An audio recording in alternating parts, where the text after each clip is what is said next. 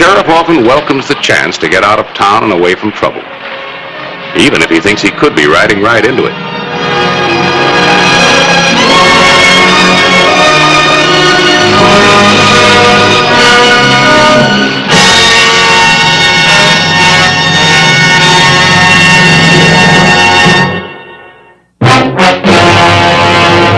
An actual account from the pages of my newspaper, the Tombstone Epitaph.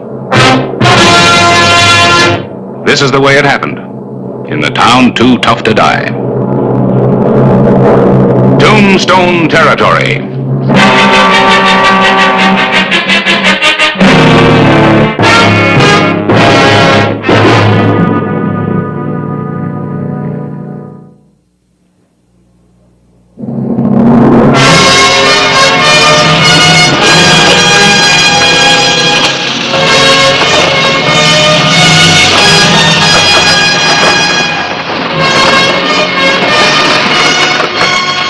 From Tombstone, it was a grinding 2 days' ride to Larrabee, if the coach got through.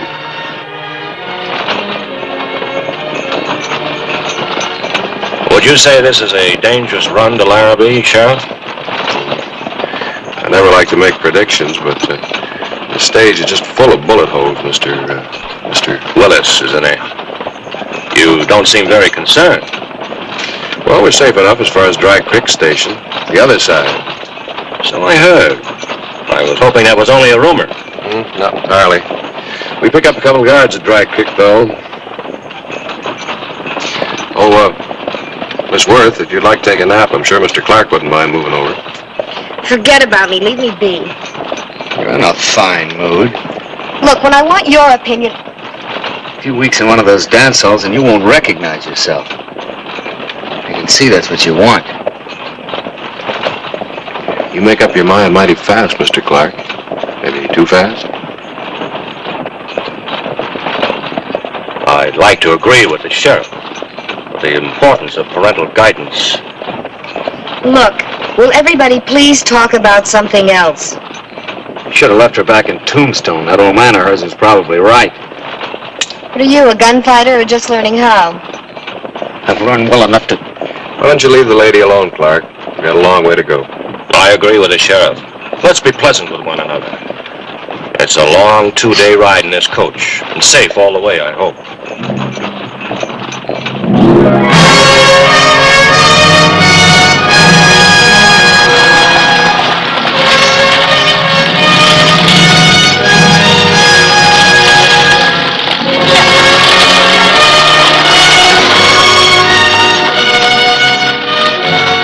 As miles roll by, a coach filled with 4 people seems to grow smaller, as tempers grow shorter.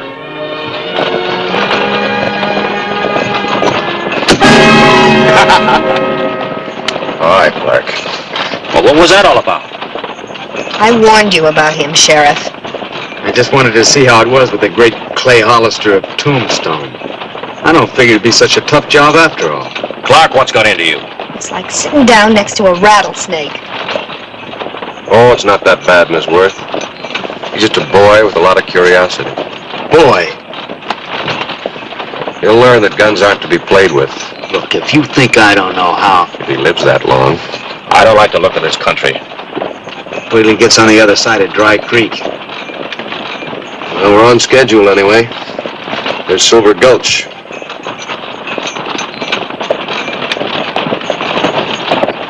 Sounds like money. Somebody strike it rich at Silver Gulch.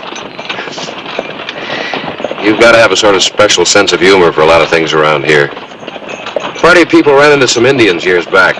Their bones turned sort of silver. Got that name? Well, what do we got to worry about? We got the great Clay Hollister with us, guns and all.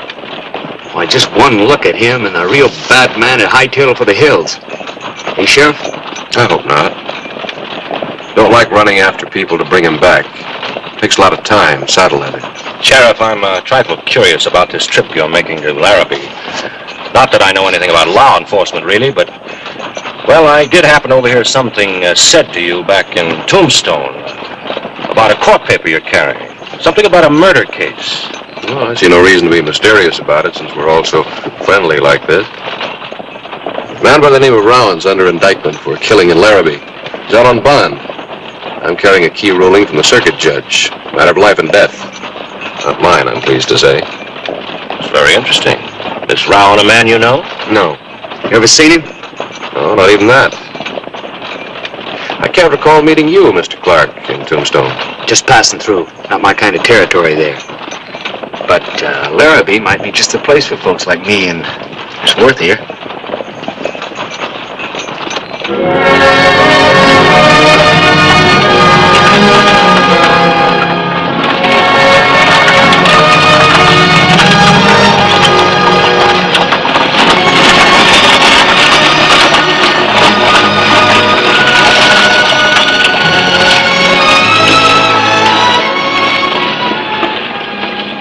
On an overland trip, passengers get to know each other real well, whether they want to or not. A girl like you run away from home and all shouldn't be crying. Whatever gave you that idea? So you're not crying. You sure don't seem to be very happy about getting out of Tombstone. I think you're so darn smart. Well, if there's anything I said... You think you could bother me, somebody like you? I guess not. Anyhow, I just want you to know that what I said, well, I'm sorry. Mr. Clark, if I were you, I wouldn't annoy Miss Worth. What are you talking about? It's obvious she doesn't care to talk to you. Stow it. Stow it. Oh, I don't think he meant... Another little family quarrel? Just when I thought we were settling down. Mr. Clark had impressed me in his own way, of course, of being a really tough sort of man. Now I see he has a gentler side. Stow it. I was just fooling around a little to pass the time. Well, what are you staring at, lawman? I might as well tell you I don't think I can stay cooped up in here with that high-toned big man look of yours all the way to Larrabee. Now, Mr. Clark, I didn't mean to start all this.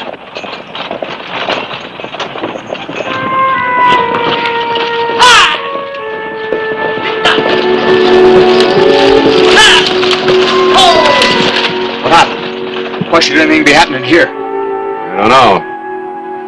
Might be a roadblock up there. Take it easy with that gun till we find out. Yes, if we just keep calm. Rock slide, Sheriff. Nearly spilled all of us.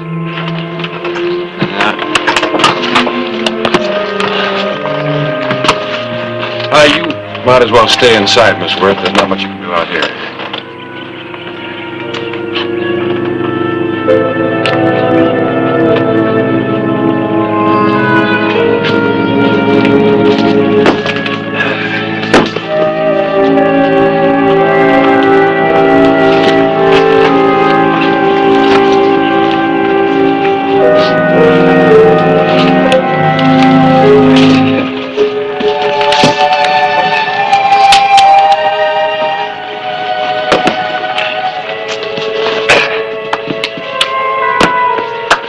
I think we can get through now. All right, Smokey.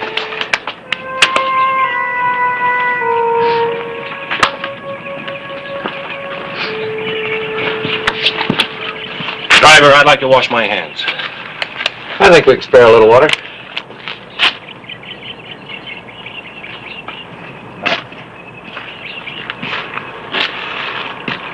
May I help you, Miss Worth? Thank you.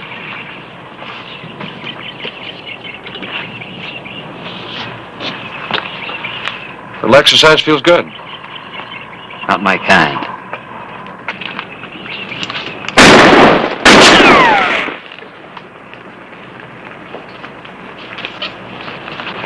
Not bad. What do you mean, not bad? Well, if that stump had been a man who knew his business, you'd have had a bullet in you just about the time you made your first move. That wasn't my best. No. Now, you're working under a handicap. I don't figure you've killed your first man or done anything really wrong. Yet. Maybe. When I get me a real big man. Come on, Sheriff, we've lost enough time.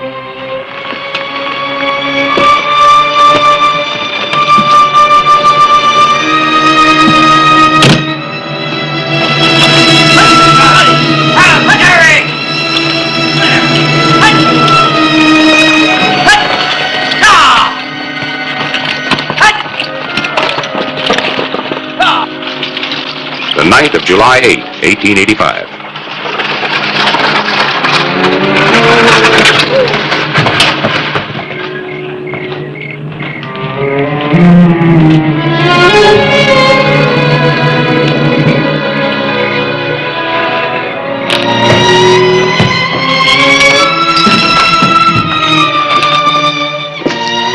This is the ladies.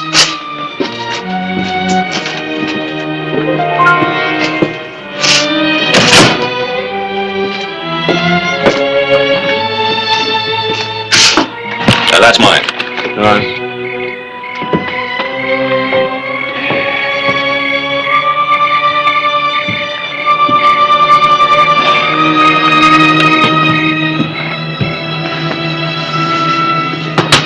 Drink of your finest whiskey.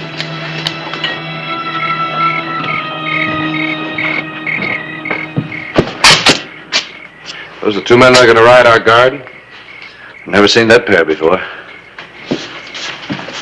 That two men better be here by morning, Sheriff Hollister. Yeah. Hollister? Not Sheriff Clay Hollister, the big man from Tombstone. Hey, couldn't be. Way out here so far from his protection. Those two horses out in front, are they yours? You asking questions, law boy? I don't see any warrant. You? No deputies either. The sheriff's acting pretty bold, I'd say. You worked them mighty hard today. They haven't been watered yet. Is that right? Do you hear what the sheriff says? My. Well, I'll tell you, Sheriff, there ain't much help on the station here. Only the agent there. And he's taking care of us, so, suppose you take 4 bits and do the job yourself. Can we share a room, Sheriff, if it's all right with you? Sure. I'd say they'd make a nice pair, wouldn't you? Just lovely.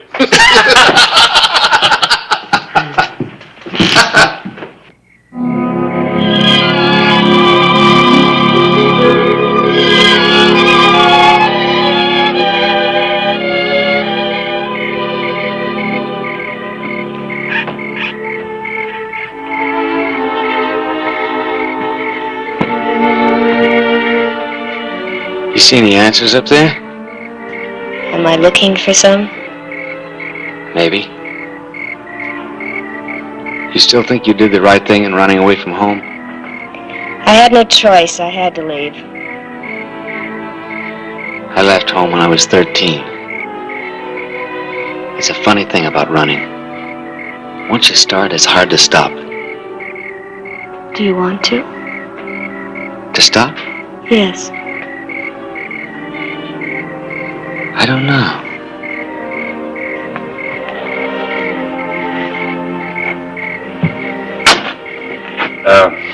Dinner's ready. If you're hungry.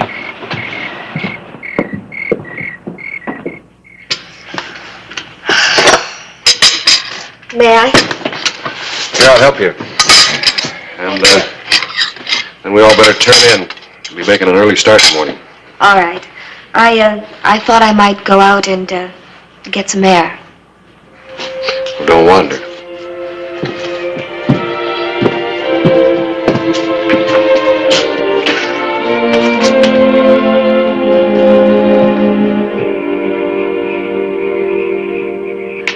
You still haven't watered your horses. Horses. Well, I thought you were going to take care of that, Sheriff. Oh, take care of these while you're at it, will you? Nice and neat. The sheriff's a fine little housewife, I'd say.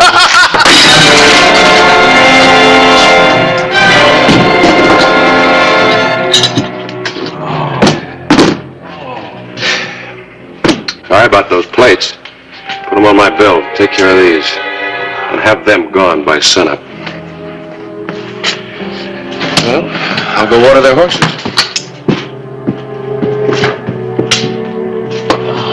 You fools.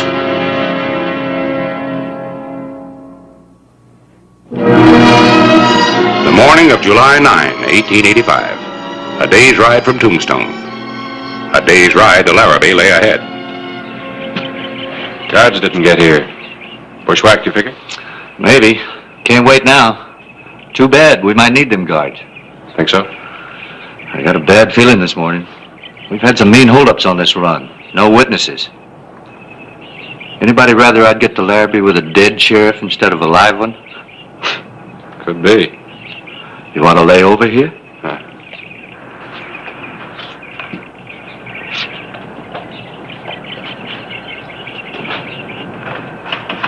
Mr. Clark.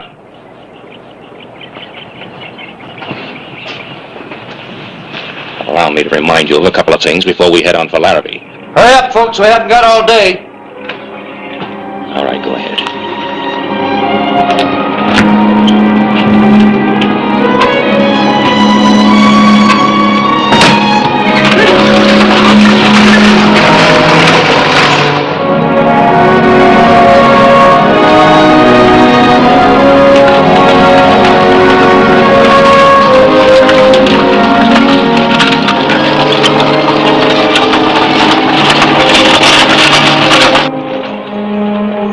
We're reaching the bad stretch now, Sheriff? Just about. So it's just something that we could do. There is. What's that? Relax. Hope for the best.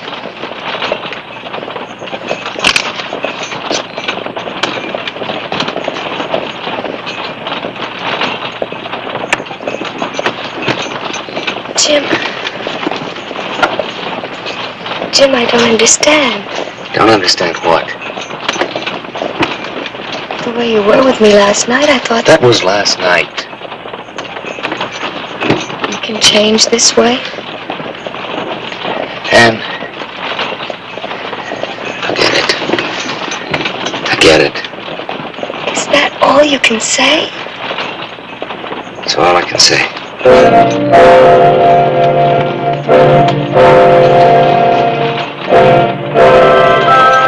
The dusty afternoon wore on.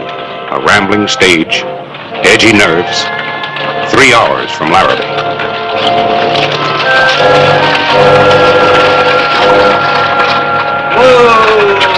Whoa, boy.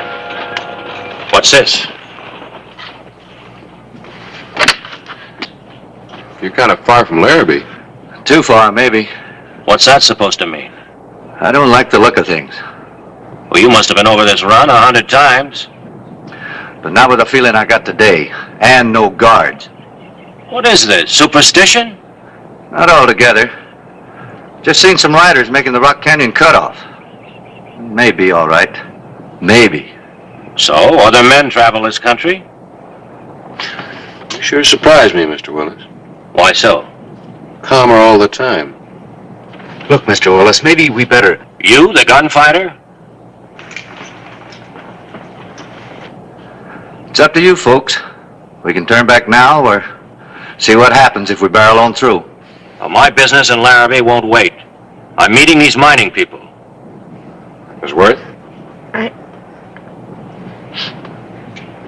It can't make any difference to me now. You, Mr. Clark? Run out the string. Don't matter to me. Well, there's your vote. Larrabee.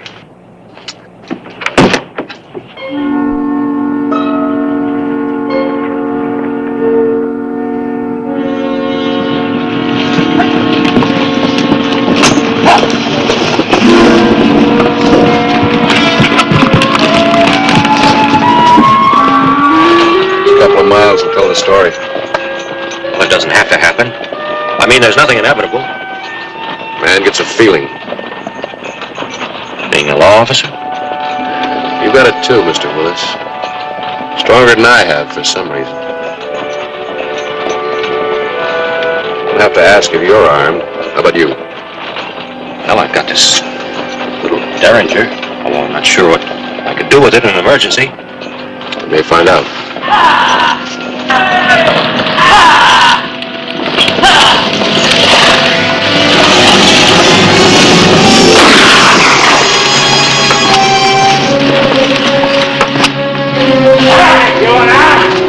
Come on out! Keep those hands high. Stay here. No matter what happens, stay right here. Drop those guns.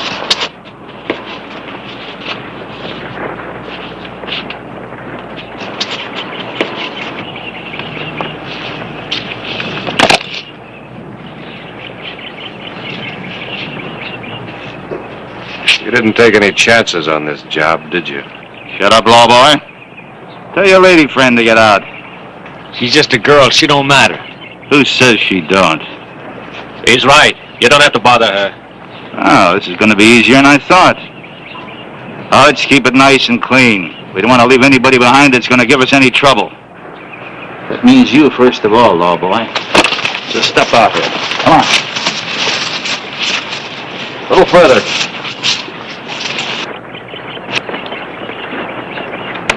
I got you two covered. Hold everything right there.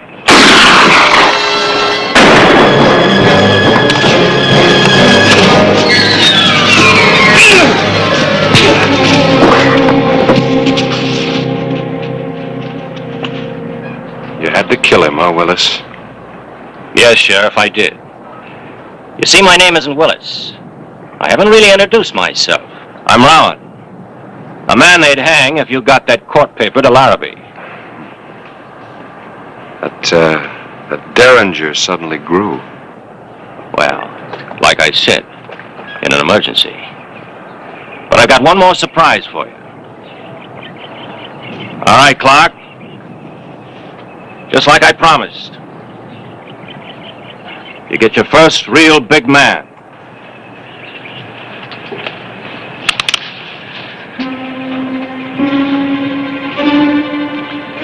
He ain't armed. Who's ever going to know what happens here?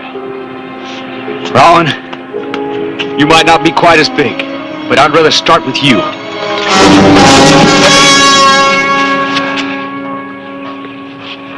Stay just like you are, boy.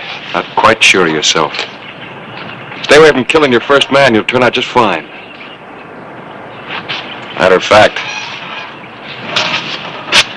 why don't you two just kind of stay together? That'd make it easier for both of you.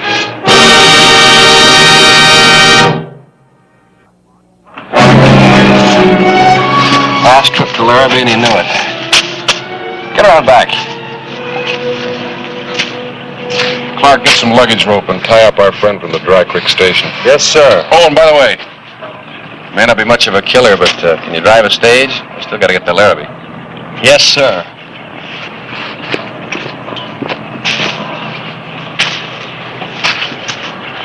Got a surprise for you, Rowan. The decision of the circuit judge. Evidence against Rowan not sufficient for indictment. Now, of course, you've written your own death warrant.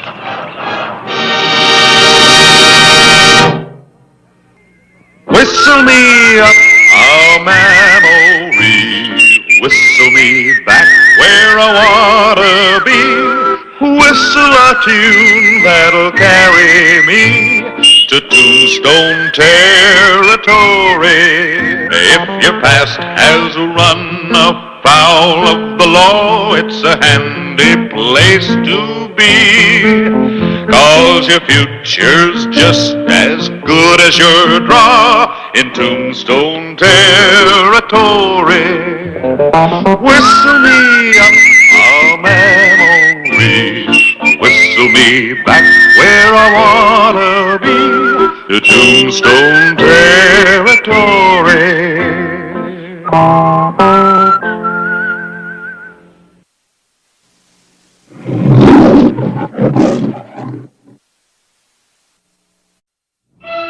Tombstone, Arizona Territory. The fire of 1882, second worst in the town's history, in which the heart of Tombstone was wiped out. How did it start? Oddly enough, with a wedding.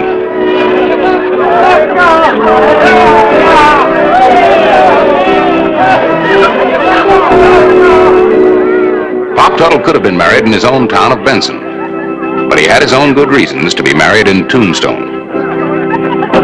Better move to Benson, folks, where life is good.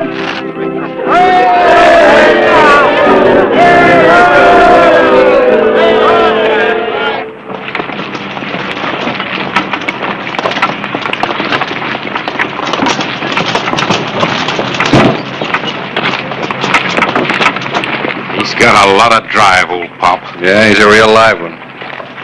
He's got more nerve than either one of us. Well, he got married, didn't he? He's twice her age. Hello, Mansfield. No hard feelings. Get out of Tombstone, Tuttle, and stay out. You're going to lose the county seat, too, Mansfield.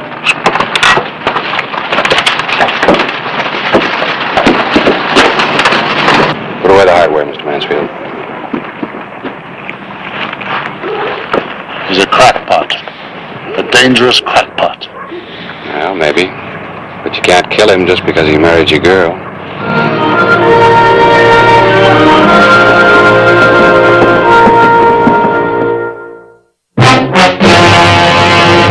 An actual account from the pages of my newspaper, the Tombstone Epitaph. This is the way it happened. In the town too tough to die. Tombstone Territory.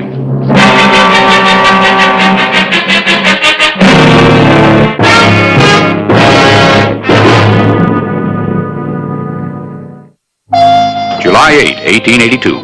Pop Tuttle had certainly become a controversial character in Tombstone. A truly surprising man.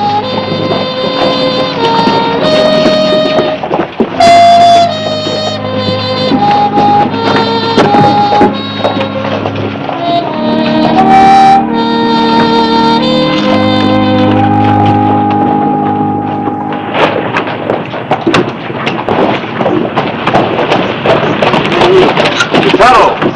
Hey! Morning, Clay! Well, certainly didn't expect to see you back in Tombstone so soon. Why not? Well, you did just get married. What about a honeymoon? Had my honeymoon in beautiful Benson, garden spot of the territory, and next county seat. I thought maybe you might take a week off, show your wife Mexico or the Grand Canyon. I'll tell you another thing. You young whippersnappers take these long honeymoons, and do you know why? Oh, well, maybe you better tell me. Because you want to get out of work, that's why. But not me. I like what I'm doing. Selling furniture to the living and pine boxes to the dear departed.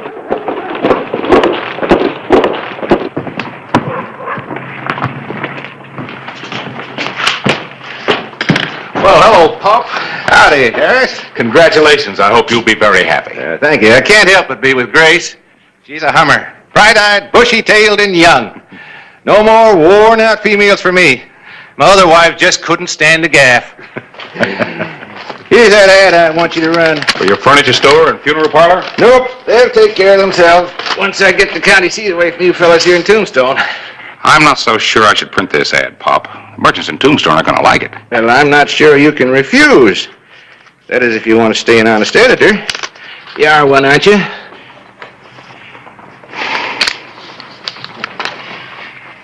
Benson has the railroad. Benson, the hub of stage routes from Tucson, Fort Bowie, New Mexico, and Texas. Look, Harris, I got to get back to the office. Just want to say good work. That headline started a lot of talk. I intended it to. Baptism of fire. An era in the history of Tombstone that'll never be forgotten. Well, I didn't know you had a fire. I didn't see it from Benson. I didn't hear nothing about it. That's the last year's headlines. That was before you moved west. I reprinted that account to remind the people what a real danger fire is. A lot of damage. Yeah, almost wiped out the town. Thanks to our inadequate fire equipment. The Red Terror of Tombstone raged unchecked when our valiant firemen ran out of water. Is that all the water you got in this town? A 7-inch line from the Huachuca Mountains? Yeah, well, of course we have the reservoir, the storage tank up above town, but that isn't nearly enough to... Now look, Pop. Here, I'm going to change my ad. I'm inviting everybody who's afraid of fire to move to Benson. Why, we got more water than we know what to do with. Underground river's never been tapped. Look, Pop, that's pretty strong medicine. Well, you fellas here in Tombstone will just have to take it. I'll get you a nice big spoon. Yes, sir, this will do the trick. Now we'll get that county seat. Why, in Benson we got water to burn. Hey, that's pretty good. Water to burn while Tombstone burns. You print that instead of... Harris, get some water in the towel. Easy. Easy.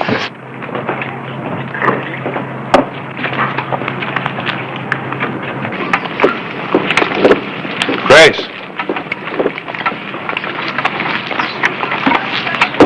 You weren't at my wedding, Howard. I warned you not to. Why? He asked me to marry him. Took me away from that. Gave me a name. A name? You know I always wanted a name, Howard. But you were more interested in having your name on Tombstone. Well, it just might make you rich. You made a big mistake. No. I know what I'm doing, Howard. In Benson, I'm Mrs. R.C. Tuttle. I belong to a club. You? What kind of a club? I don't know yet. I've been invited to meet the town women in a home, not a whiskey-soaked saloon.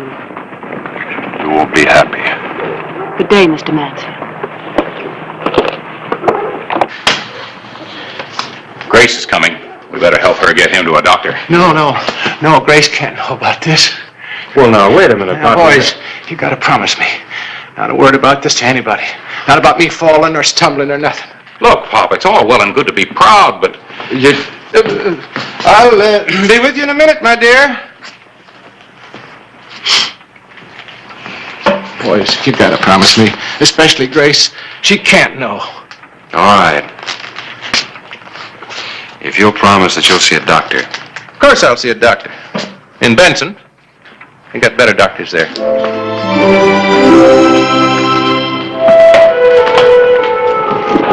I think you'll like it. On you, I'd like a corn husk. Would you like to drive? Well, you're my wife now. Got to get some work out of you.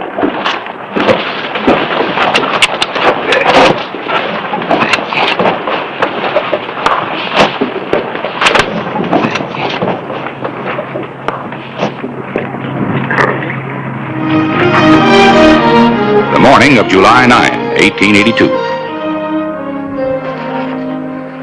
Well, you think we can talk the city council into voting the money? We have to. We need that pumper. It looks kind of like a steam engine. It's almost what it is. It's a steam pump. Steam from the boiler operates a pump. That thing will throw a big stream of water clear over a two-story building. Sure ought to do the job until we run out of water. I thought you'd be here, Clyburn, since you weren't at the epitaph where you published this filth. What are you, a Benedict Arnold? Just a minute. Now, wait a minute. What's this all about? You know what it's about. Printing this trash for Tuttle. Telling people to move to Benson because Tombstone's a fire trap. He's a crackpot. All right, you, Sheriff. Yes, Mr. Mansfield? What do you plan to do about this nuisance Tuttle? Well, I might try to get him a medal. A medal? Yes, you see, I think it's a good idea for Tombstone to feel that it might lose the county seat. What kind of nonsense is this? Well, now, maybe you'll do something about your town. Back us up. Clay and I are going before the council to ask for $10,000 worth of new firefighting equipment. $10,000? That's ridiculous. We'd have to pay for it in taxes. That's right. Well, I'm going to fight you and get everybody I know to fight you. What we've got's good enough. You take a chance on being burned out again for a few tax dollars. 10,000 isn't a few dollars. And if I get burned out, I've got insurance. Yes, I know that. You're well covered, Mr. Mansfield. But most of the rest of the merchants out there with their board and batten shops haven't got a dime's worth of insurance. Well, that's up to them. Most of them can't afford it. After last year's fire, insurance comes pretty high in Tombstone. I think that's pretty cheap protection.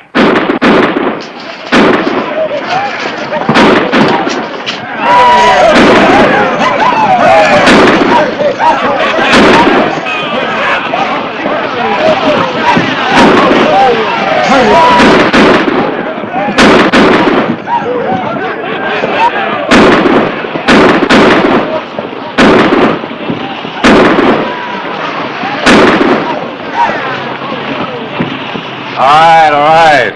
Listen up. We may not have much water. We got a dandy jail. I'm sorry, Sheriff. I'm just trying to wake this town up to the dangers of fire. Citizens of Tombstone. It's, no law against me making a speech, is there, Sheriff? Oh, just so you don't cause trouble. Thank you. Citizens of Benson. 'Cause that's what you'll soon be after I tell you about the garden spot of the territory. Hold it, old man. It seems there's a question from the audience. I warned you to stay out of Tombstone. I'm warning you once more, the last time. Sheriff said I could make a speech. Well, I'm not standing by like him and the editor. while a crackpot tries to get the people to move to Benson so you can outvote us for county seat. It just makes sense, folks. Why not live in bountiful Benson rather than tremble in Tombstone? Who's trembling? All of you ought to be. What happens during a fire when you run out of water? It's only a matter of time until Tombstone burns again, like it did last year. Maybe worse. I think he's going too far. Could be. Why live in fear? Benson welcomes you. The new county seat. You'd like to see Tombstone burn, wouldn't you, old man? Well, if it did, I couldn't help it. Now, could I? Nobody could. You might just start it burning to get the county seat in Benson.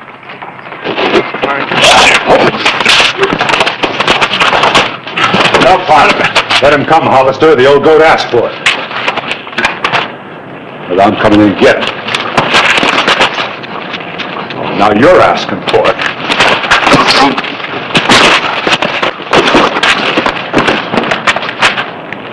I wouldn't.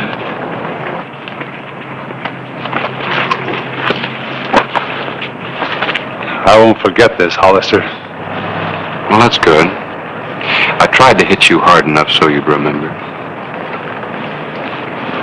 The last warning, Tuttle. Stay out of Tombstone.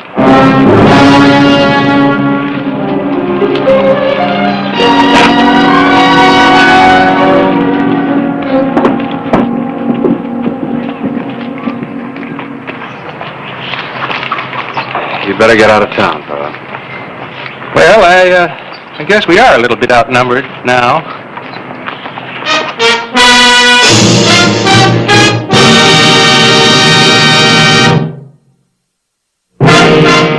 July 11, 1882. True to his word, Howard Mansfield had not forgotten the beating dealt him by Clay Hollister. There was bad blood, and it was boiling. Hello, Clay. Oh, Grace. I just drove in from Benson. Mr. Tuttle doesn't know. Things look bad. Yeah, they look bad here, too. The people are really up in arms about the way Tombstone treated Mr. Tuttle. They might do anything. Such as? Some of them have been drinking, you understand. Yeah, some of them have been drinking here, too. They want to march on Tombstone. And? There's even talk of setting fire to the town. That's great. That's all I need. A civil war, killings, a fire, and all because of Mr. Tuttle and Mr. Mansfield. I tried to calm Mr. Tuttle down, but he's a proud man. He said he's going to continue with his campaign and come back to Tombstone. He said the devil with Howard Mansfield. Yeah. Well, I'm going to stop him. Look, Grace, I can't talk to Mr. Mansfield. He won't listen to me. Maybe you can. No. No, Clay, not that. He was once in love with you. Maybe he still is. And he's the only one that's keeping this feud alive. He might drop it for you. Now, look, I know it's a lot to ask, but you don't want to see Tuttle dead, do you? And if they get liquored up and fire this town... Well, just last year, 66 shops were wiped out. $175,000 worth of property damage. They could estimate that. But they couldn't put a price on the lives that were lost. All right. I'll talk to him.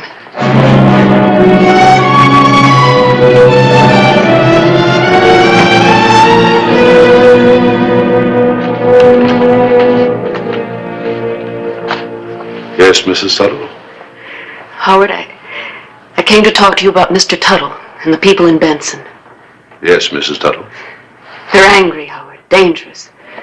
They may come to Tombstone, and there's talk of fire. Fire? You're his wife. Why did you come to warn me? Well, there are a lot of people to think about.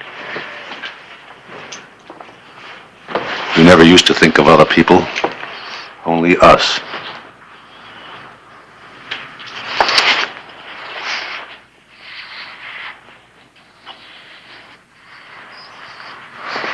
Yes, Mrs. Tuttle? You don't have to keep calling me Mrs. Tuttle.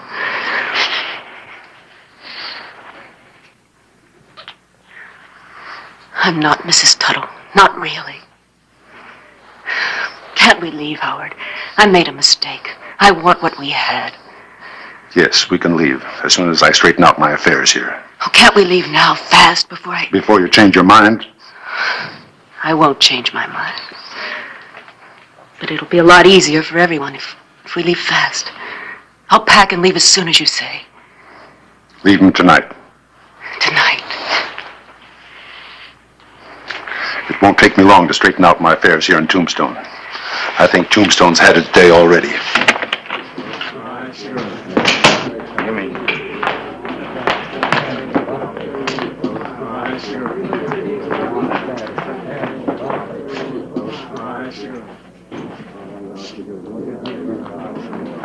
Lenny, Riggs.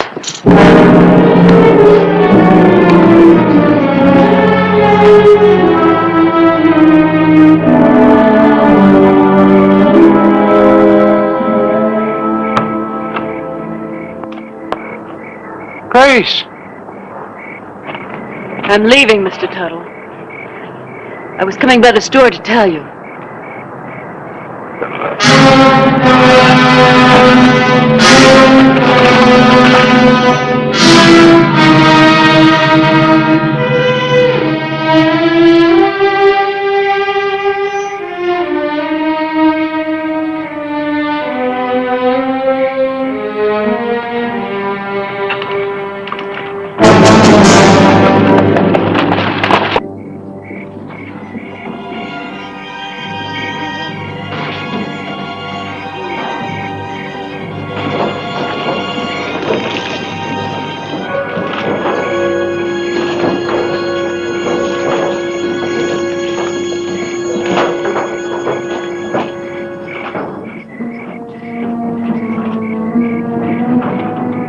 The night of July 11, 1882. Fire. The Red Terror had again struck Tombstone, this time with helping hands.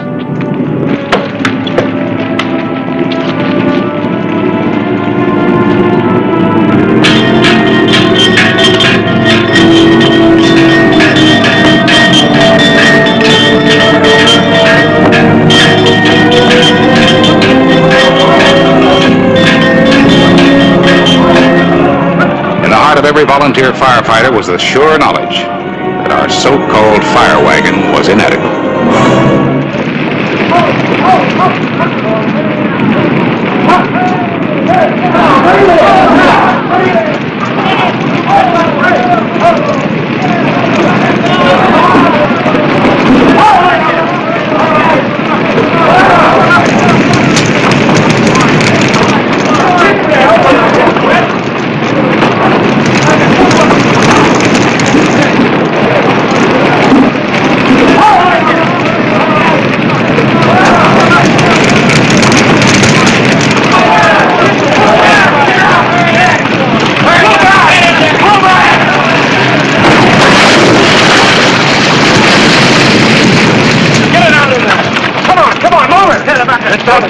Before he's talking about me. Let's get the fire out, then I'll check. We run out of water. We'll get some more. Runners! Get it down to the reservoir.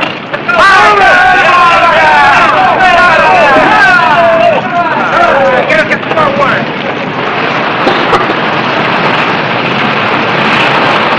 That Tuttle, he swore he'd smoke us out. My whole mercantile business gone. I say we go to Benson and smoke out Tuttle. I say we hang him. All right, hold it. There's not going to be any lynching. Besides, you got no proof. How much proof do you need? Wait a minute. Grace, where's Pop? I left him. And that's why Tuttle sent his men from Benson to burn me out. I still say we ought to hang him. And I still say hold it. Where is he? He's dead. He's dead? When I told him, he just died. Where? Back home. I think you better tell us about it. He was a good man. But it's always been Howard. Don't you understand? Go on. We planned to leave, Howard and I. And I told Mr. Tuttle. When I told him, the longest time. And he fell to the ground.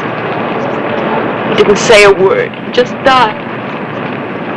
I wish he'd said something. But what I said killed him. I killed him! No, Grace, you didn't know. He was a very sick man. I could have told him I was going on a trip. But I did the right thing, didn't I? Telling him I was leaving. Telling him the truth.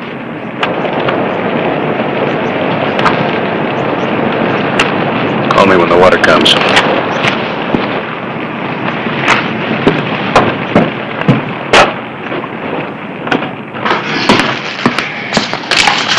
Don't do it. Put him on the bar. Now move back to the stairway. Move.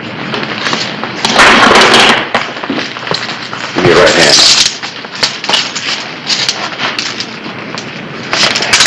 All right, stick yours through here. Hey. Don't leave town.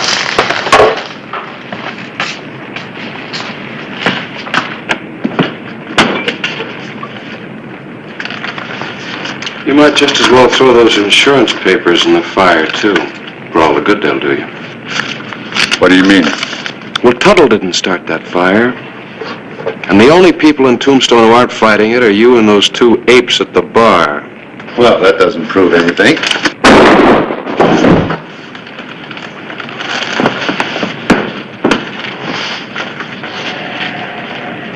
You better pull the dock off the fire line. Yeah, we still got a fire to fight. Keep an eye on it.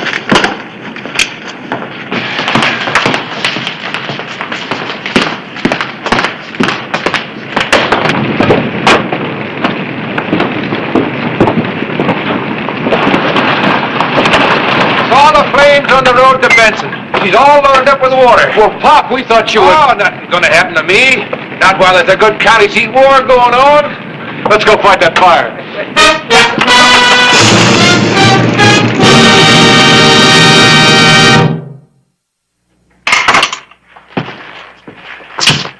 Mansfield doesn't like my jail.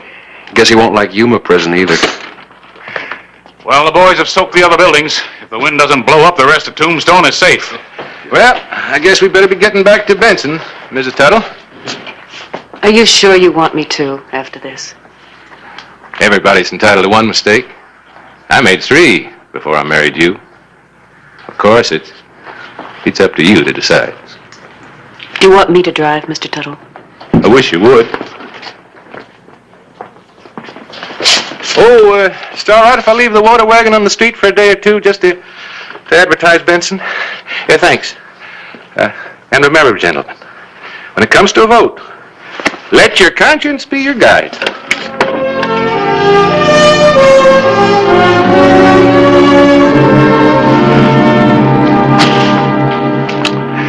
What are we going to do about that man? Well, there's only one thing to do. Elect him mayor of Tombstone. Then maybe we get that equipment.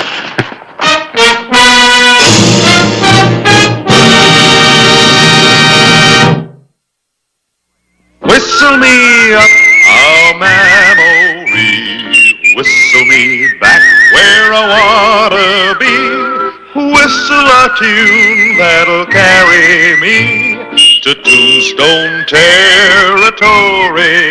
If your past has run afoul of the law, it's a handy place to be, 'cause your future's just as good as your draw in Tombstone territory. Whistle me up a memory, whistle me back where I wanna be, to Tombstone territory.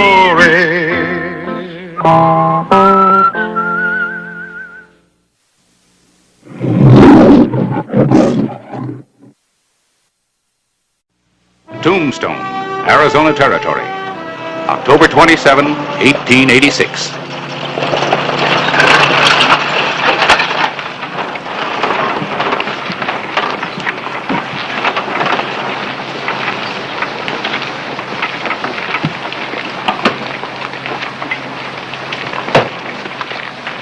You're early.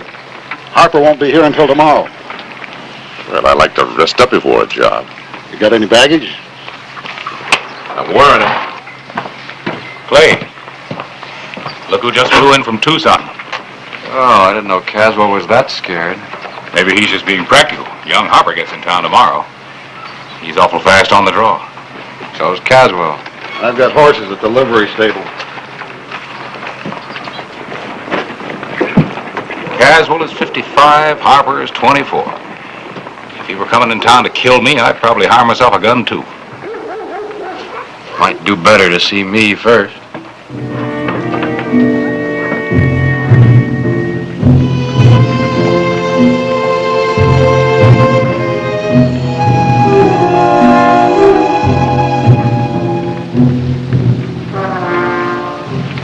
Caswell.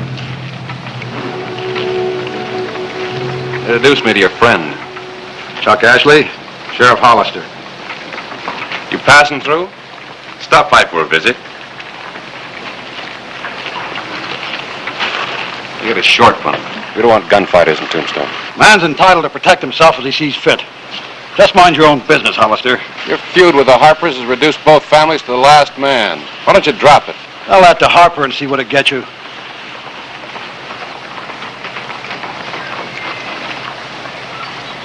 Ashley, one wrong move, no matter how slight, I'll slap you behind bars. Is it against the law to spit in Tombstone? Will be if you do it.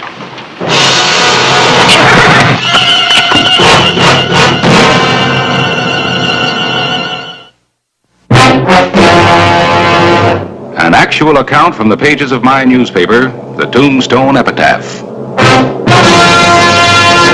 This is the way it happened. In the town too tough to die. Tombstone Territory.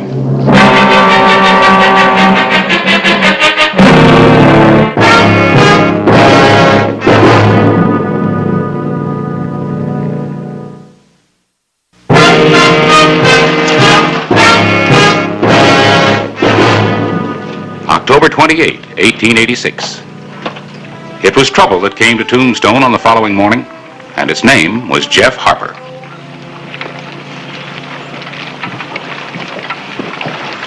Hello, Jeff. Still here, huh, Sheriff? Not wearing guns, I see. That's right. Jail broke me of the habit. Sam Caswell will be happy to hear that. He thinks you've come back to make good your threat to kill him. What do you think? Well, I figure time makes a man smarter. You've had 5 years. So is Caswell. Is he any smarter or just older? You just mind your P's and Q's, nobody will bother you. Step out of line, I'll have to jump you. Well, I see the Harpers are still marked no good in Tombstone. You both paid a price. Caswell was laid up for a year after your ambush. You went to jail. The way I figure it, that puts Caswell 4 years up on me. You had fair warning, Jeff. You've done your duty, Sheriff.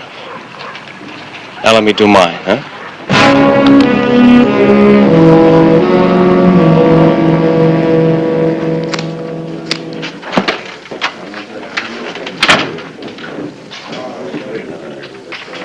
Sneak a loop, Rafe.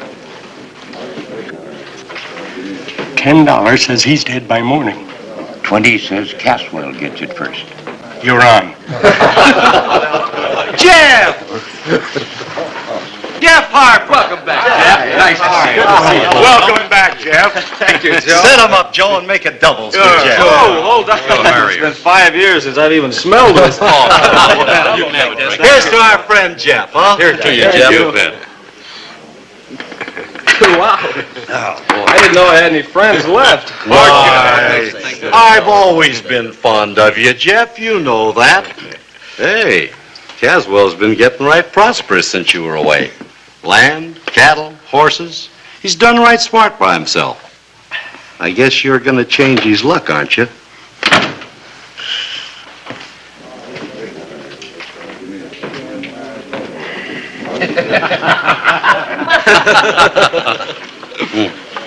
Look towards the door.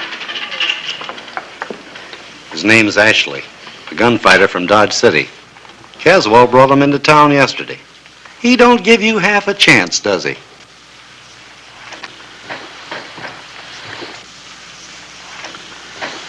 Fill it up, Joe. Go easy, Jeff. I said fill it up. Do as he says, Joe. I'm paying. You're a real friend, aren't you?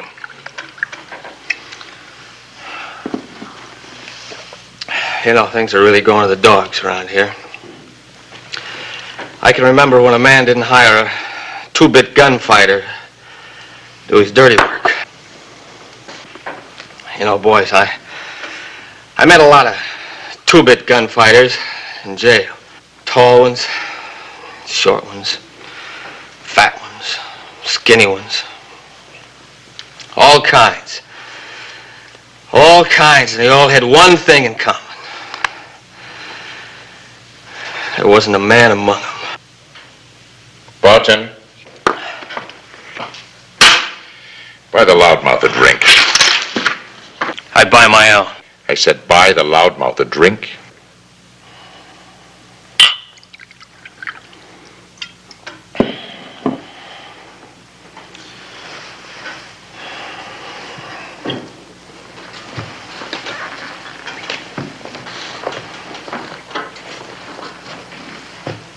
You bought it.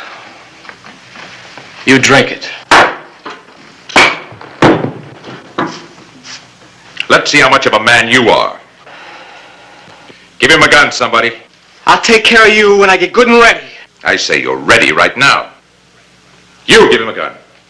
Don't worry, Jeff. You can take him. Hold it. You build your reputation by killing men after they've been drinking? Easy, Sheriff. I've got no quarrel with you yet. Oh, is that a threat?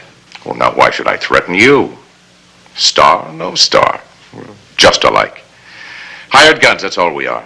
The whole thing's a mistake, Clay. Elmer bought Jeff a few drinks too many. Why blame me? I was only being friendly. Yeah. Hey, we all know you, Elmer. You're a man's best friend. All right, Jeff, let's go. You're just not happy unless you're pushing some way around, are you? Boy, you sure make it easy for a man to dislike you. Now start moving.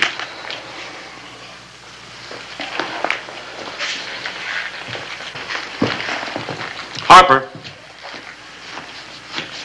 Next time we meet, wear guns. And leave your nursemaid at home.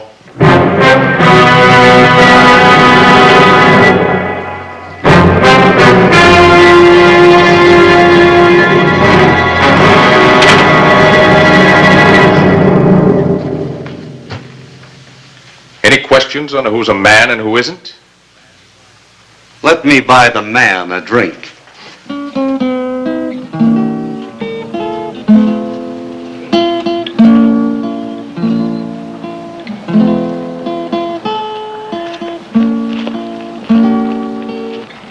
What'd you bring me here for? Want to show you something? Boy, I got a headache. Yeah? Maybe this will cure it. Some of your relatives, Jeff. Pete, Joe, Mike. Some of the Caswells. There's Lem and Bert, Dan, Eddie.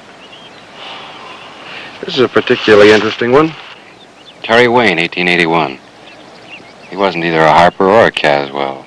Came out here from St. Louis with his wife and 2 kids to make his fortune. Got a job with the Caswells. 2 days later, he was killed in a Harper ambush.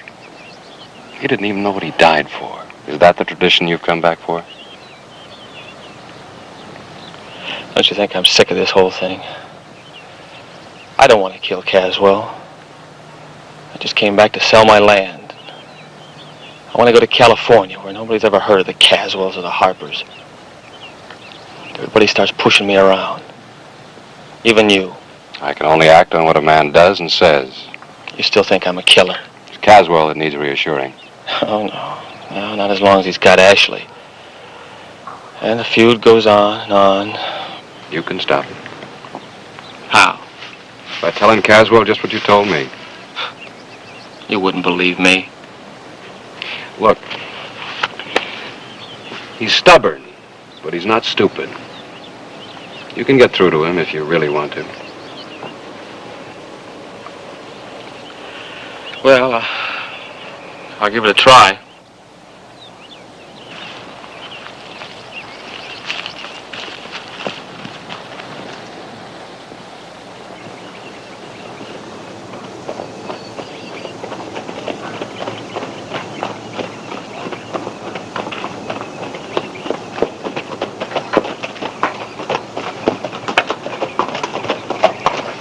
That's close enough. Take it easy, Sam. You want to talk, not shoot. Put your gun away. Stay where you are. Speak your piece and then get off my property. Caswell, who told you I was coming back here to kill you? You did. 5 years ago. Everyone knows the Harpers always make good their threats. Did you ever figure that maybe everyone could be wrong? You're a Harper. You're a Caswell. What's that got in us? It'll get you some lead if you don't clear out. I wouldn't live in the same town with you. I just came back here to sell my land and get as far away from you as possible. I'm not stopping you. Yeah, but your gunfighter is. Ashley? What about him? Trying to force Jeff into a shootout. That wasn't in our agreement. I only hired him for protection. Protection from what? A man who hasn't touched a gun in 5 years? Or did you think they'd let me practice in jail? I never liked Ashley when I saw him. Well, that puts a different light on things, don't it? Better get rid of him before there's serious trouble, Sam. All right. Just the same, I'm wearing a gun from now on. And I'll keep on wearing it as long as you're in Tombstone. And don't worry about Ashley. I'll ride into town with you right now and handle him.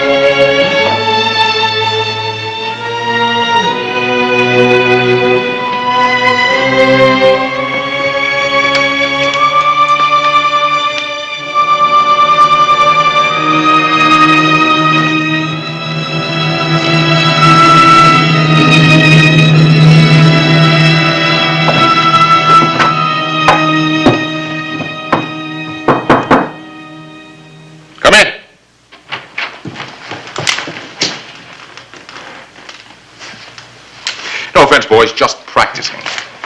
Man could get killed that way, huh? Yes, that's a fact, isn't it? Drink? Sheriff and I got things straightened out with Harper, so I won't be needing you anymore. Here's your fee. You can count it. You wouldn't cheat me.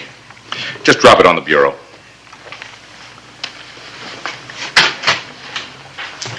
Had a nice town here, Sheriff.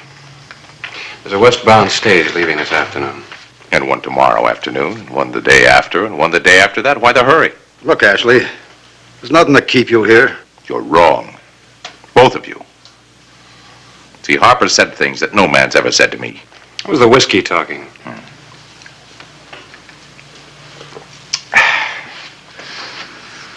I don't see it that way. I don't see it that way at all. See, until I get things settled up with Harper, I'm not leaving Tombstone. Some people with that attitude have stayed here permanently, up on Boot Hill.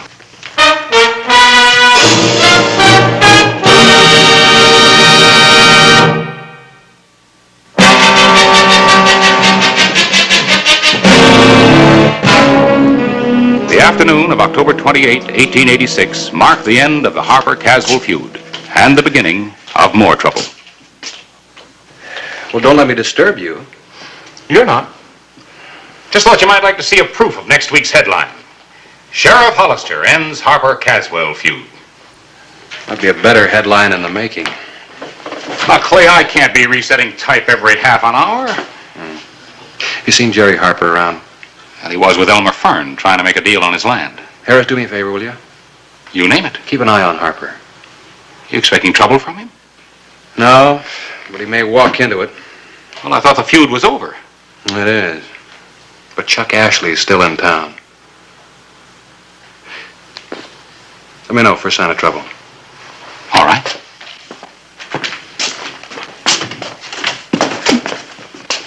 Hollister? Yeah? Aren't you going to do anything about Ashley? He hasn't committed a crime yet. What are you going to do? Wait until he kills somebody? I'll take care of Ashley when I think it's the proper time. I'm telling you, the time is now. I'm getting real tired of you, Caswell. You make a mess and then you expect other people to clean it up for you. That's your job, Hollister. That's what you're paid for. Clay! I can recommend that gun highly. It's a veteran. Pick it up. $10 Harper refuses. $10 says he don't. What are you waiting for? Your nursemaid to come pick it up for you? I've heard it said that the Harpers are a fighting family. Are you sure your name is Harper? Leave it alone!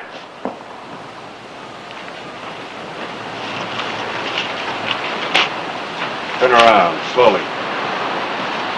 I see your nursemaid got here in time. I said turn.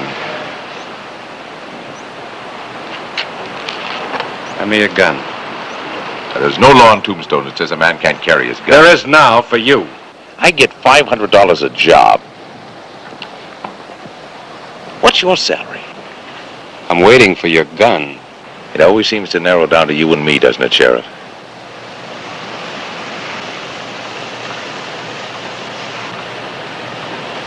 Tarper I want, not a substitute. Get it, Jeff. The other one. Your luck can't last. That westbound stage is due in half an hour. You're going to be on it. As my guest. I don't leave without my guns. You get him at the stage. That means that I've got 30 minutes to make my mind up, right? I don't care how long you think about it, but you're going to be on that stage. Well, boys, I've got a pocket full of silver and 30 minutes to spend it in. Who'll join me in the Oriental?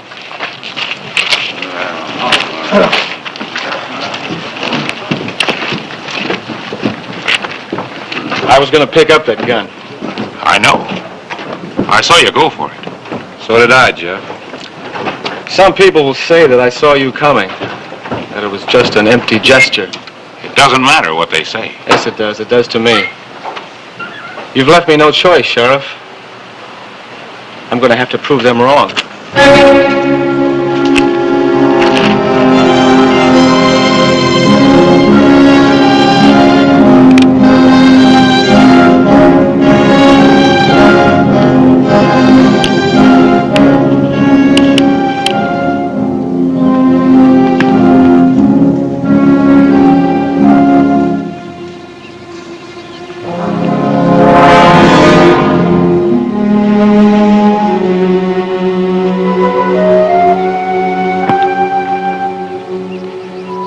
Harper, 1882. I watched him die, Sheriff. I was a big man, a big laugh, a big capacity for life. He used to say, when you die, die well.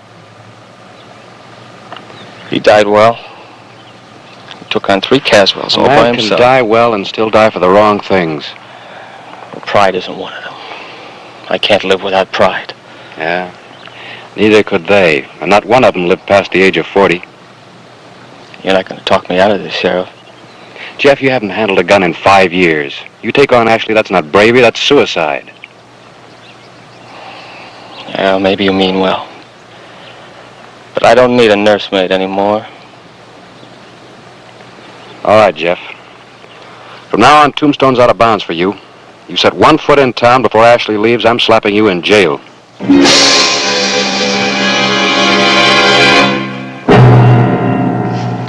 Believe me, Hollister, I didn't expect all this fuss. I was only trying to protect myself against Harper. I'm 55 years old, Hollister. Life becomes more precious to you as you get older.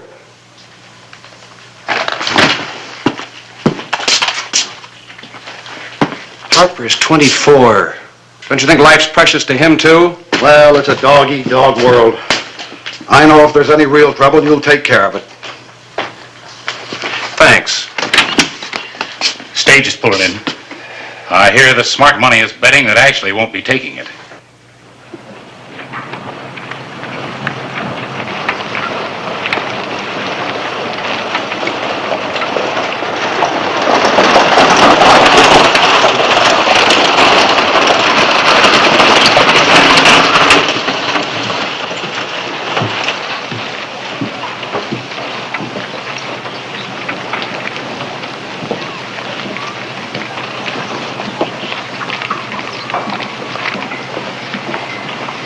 Well, boys, do I take the stage or don't I?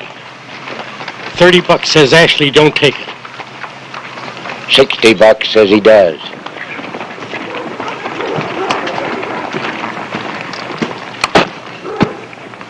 All ready? May I have my guns, please? Certainly.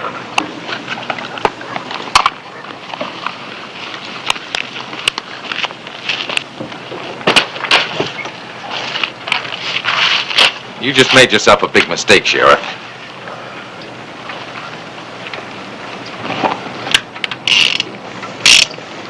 Something wrong, Ashley? There were bullets in these guns when I gave them to you. Buy yourself a new supply in Tucson. Let's go. Step aside, Sheriff. I've got some unfinished business with Ashley. You're wasting your time, Jeff. There are no bullets in his guns. Get out of the way. I'm telling you the truth, Jeff. You're through telling me anything. Now step aside! Look, there's no point in challenging an unarmed man. Look, for the last time, I don't want to shoot you down, too.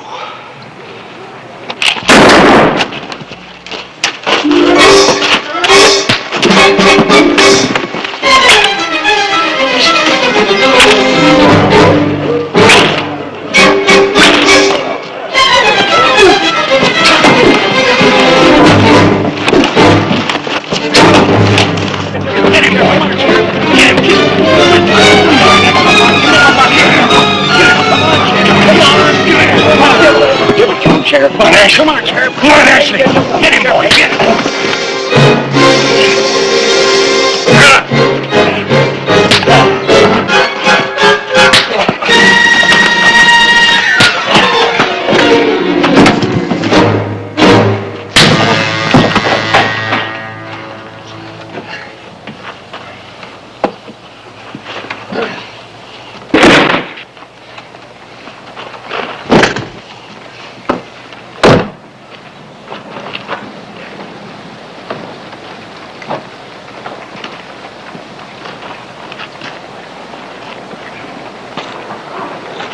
There you go, boy.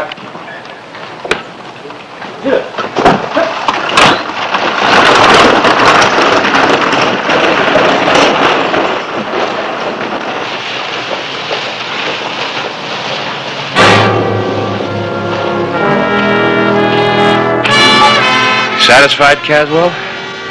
Earned my paycheck this month?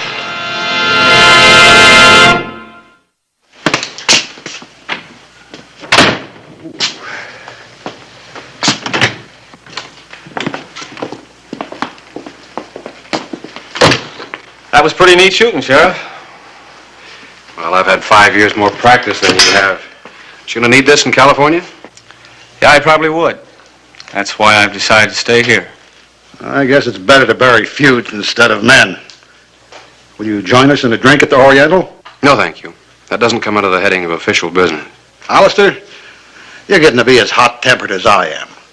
I never saw you beat anybody the way you beat up Ashley. What came over you? Well, it's easy. Every time I hit Ashley, I thought about you.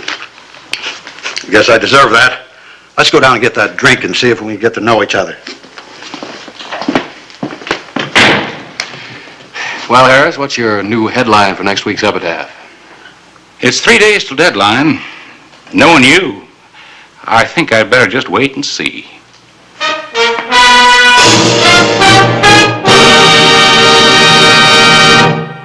Whistle me up a memory, whistle me back where I wanna be, whistle a tune that'll carry me to Tombstone territory. If your past has run afoul of the law, it's a handy place to be, 'cause your future's just as good as your draw in Tombstone territory. Whistle me up a memory, whistle me back where I wanna be, to Tombstone territory.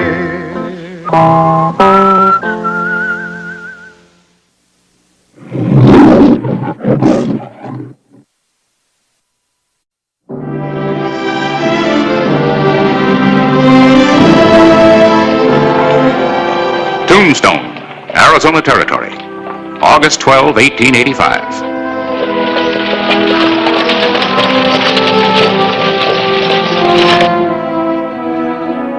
The Birdcage Theater had just ended the successful engagement of the fabulous Miss Anita Torson. Well, help me. We have to catch that stage. Well, if you'd get rid of some of these silly costumes. Well, they're not so silly. This is the dress I was wearing in Virginia City when you came backstage and introduced yourself. Well, they're not too silly.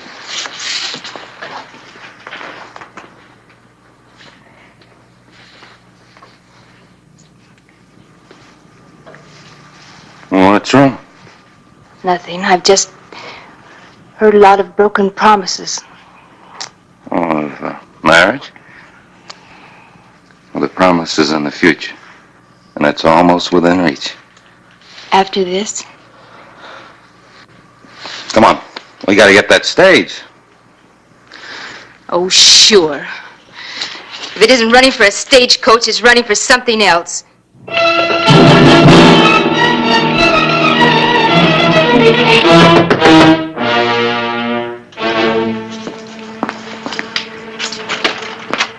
It's the sheriff. Hurry, get out of here.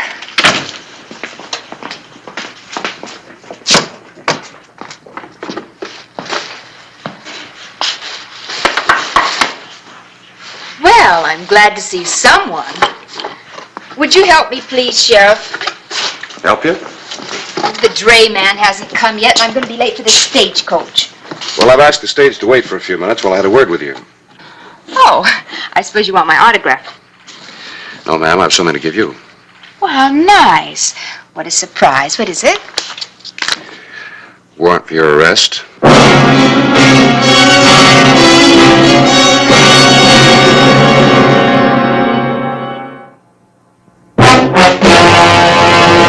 An actual account from the pages of my newspaper, the Tombstone Epitaph. This is the way it happened, in the town too tough to die. Tombstone Territory.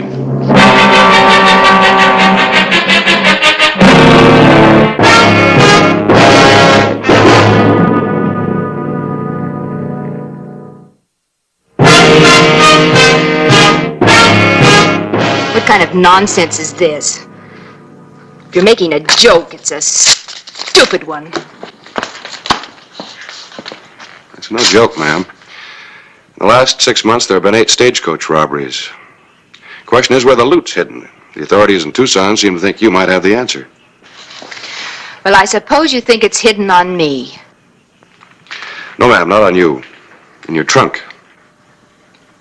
Oh, now, Sheriff. I'm sorry I lost my temper, but, well, this is ridiculous, and I'm in such a hurry. See? Nothing but costumes. Now, can I go? Surely, ma'am, as soon as I finish searching. Very well, then, search.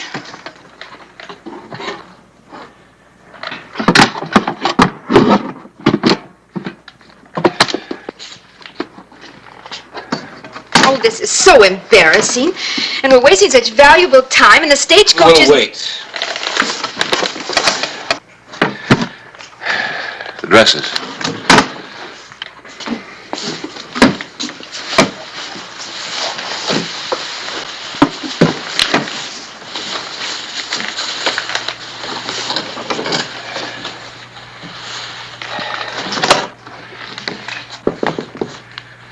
May I see that one, please? Let go of it.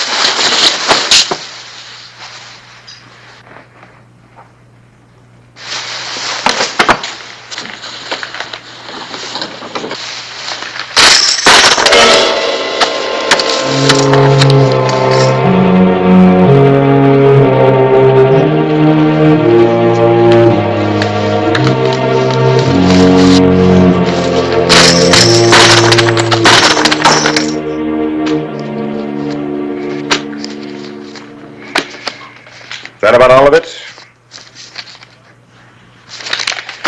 You might as well tell me. Why? Miss Torchin, you'll be facing a trial in Tucson. If you cooperate, it might be easier for you. You see, about all I know is that the leader in these holdups is a man by the name of Boone Cahill. But I don't even know what he looks like. You do. That's your problem, Sheriff. All right. But it's quite a stage trip to Tucson. Maybe you'll change your mind on the way. I'm getting off at Benson. Tucson. All right. But it is a long ride to Tucson, and you just might meet Boone Cahill along the way. You'll spot him all right, because he'll be the one shooting at you.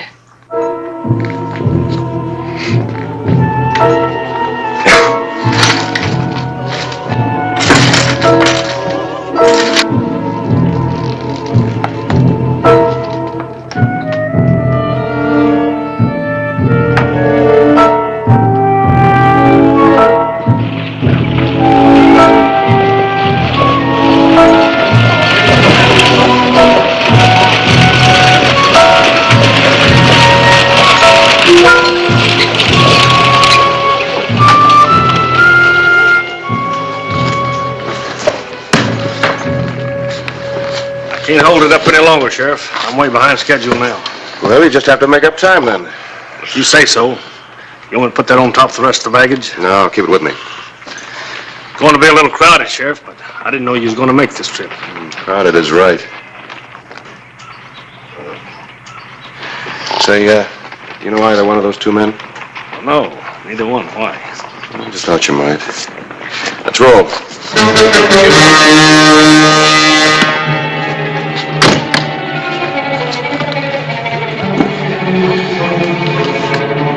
Get up, Brownie!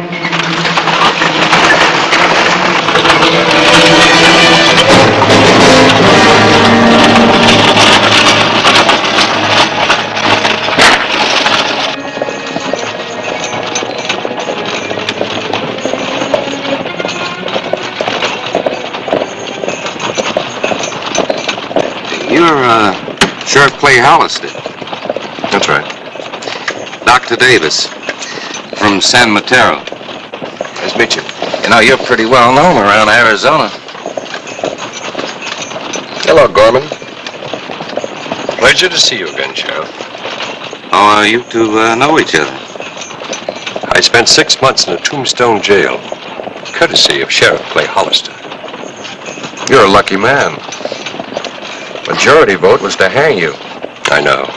You just called me a tin horn, threw me in. I'm grateful. I only hope someday I can show you how grateful. Gentlemen, we got a long trip together. Let's all calm down. You're right, Doc. Absolutely. And you know, with this Boone Cahill gang running loose, I'm just as happy to have a lawman along. I just hope it's going to be a peaceful journey. Good to have your company. You and Mrs. Hollister.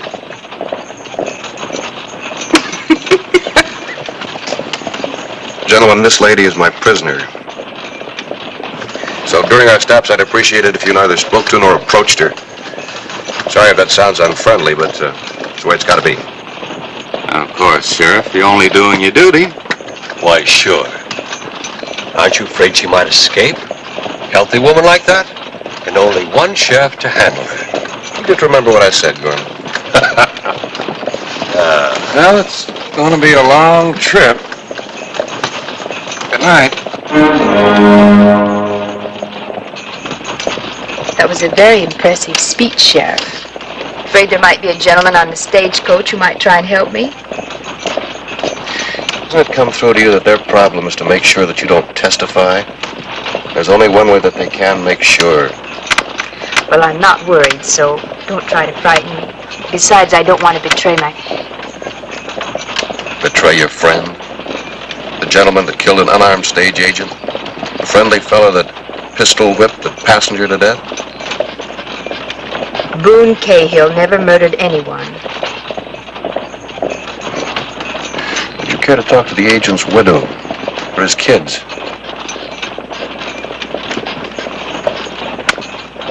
I don't care to talk at all.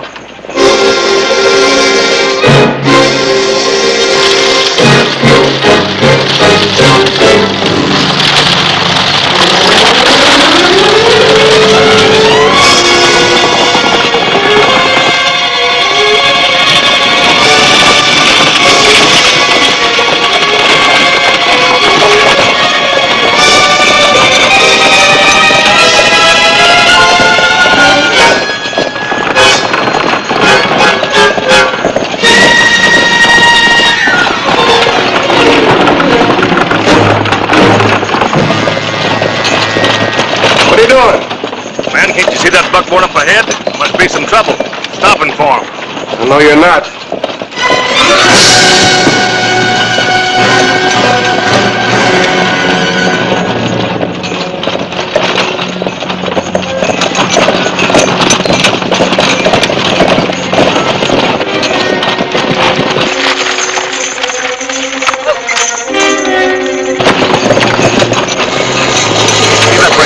We've got to stop or we'll run right through them.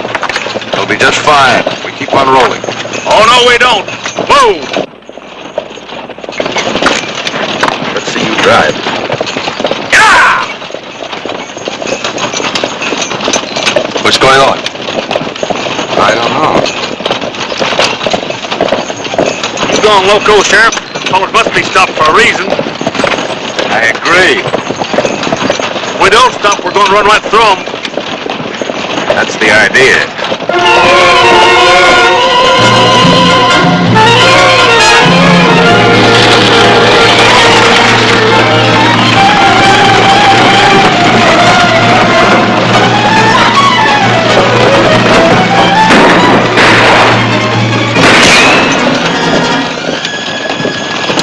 No, don't shoot. We'll only rile him.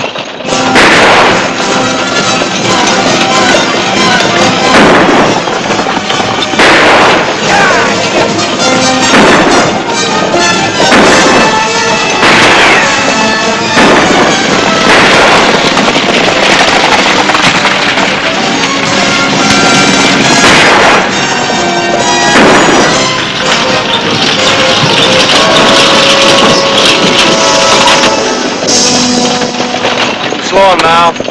Rest him up that way station up ahead. Give him a drink. I can stand one myself. That was a close call. Huh? That was close. You'll never know. It is going to be a long trip.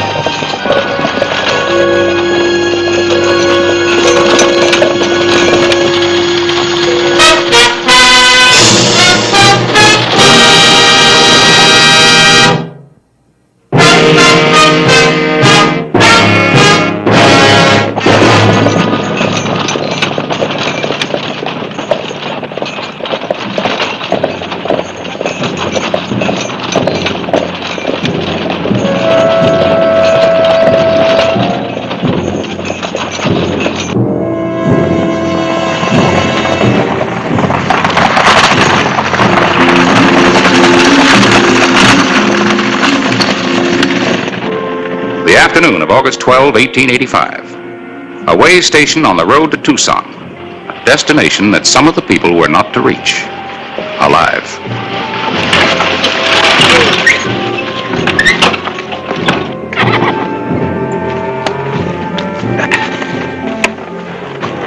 Who were they back there? Highwaymen? Yeah, or Boone Cahill's bunch. Same thing. Would have been wiser to stop and be robbed. Might have all been shot. We weren't. Say, you got a little drink in there? Yeah.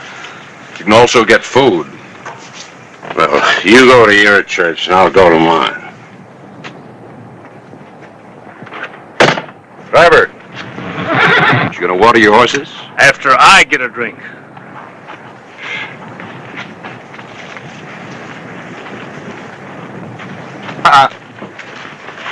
You stay with me. We'll water the horses. How very romantic.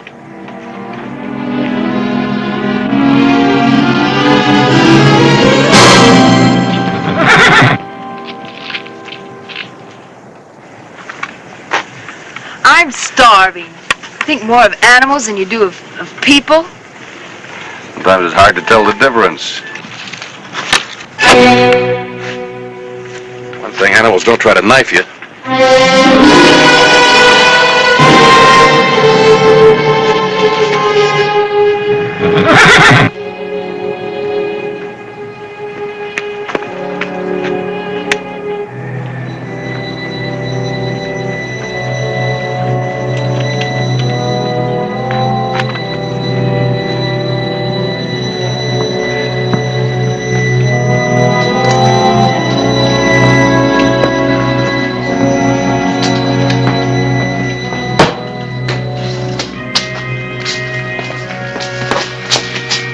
way. Everybody up here to the center of the room.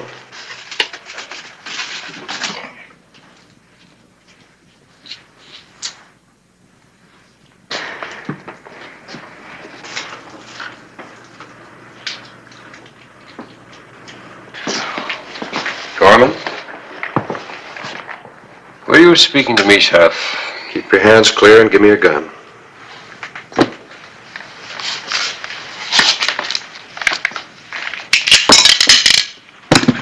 This man go out? Yeah, he sure did. Out back with the rest of us to wash up. Yeah. Well, somebody tried to knife me out there. One of you. I don't know which one, so I want all of your guns. I'll sit on them for the rest of the trip. Well, you're swinging a lot of weight for a man that's out of his territory, Sheriff. He's right. I'm supposed to have the say-so on this trip. Why, Clay, you seem to be getting unpopular. Sorry, Sheriff, but without some authority... You see my authority. Yeah, if you put it that way. That's the way I put it. Well, I'm going out. Sure, friend. Just as soon as you give me your gun. Yeah? Well, listen. I am tired of taking your orders, Bucko. Just who do you think you are telling me what to do? Why, didn't you know? This is the great Clay Hollister. Claims he's the toughest man in Arizona Territory. Him? Listen, you take off them irons and I'll break you in two. This sounds more interesting than food.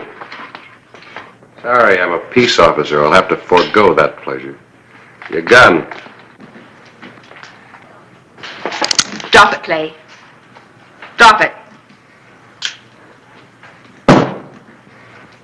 Come on, now, I've got it. Are you out of your mind? Why, no. I just don't like seeing my old friend Clay Hollister shot down. You surprise me, Gorman. After he threw you in jail and called you a tin horn? That he did, lady. But he also did something else. He kept him off from stretching my neck. I don't like you, Hollister, but I pay my debts. Fair enough. I did get bounced around a bit, and I'd like to even that out, too.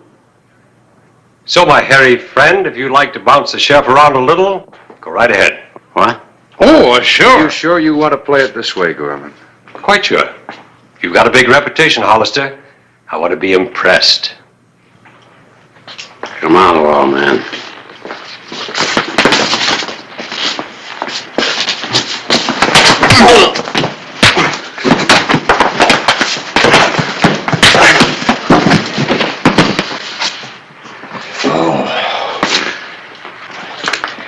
Very well, Sheriff.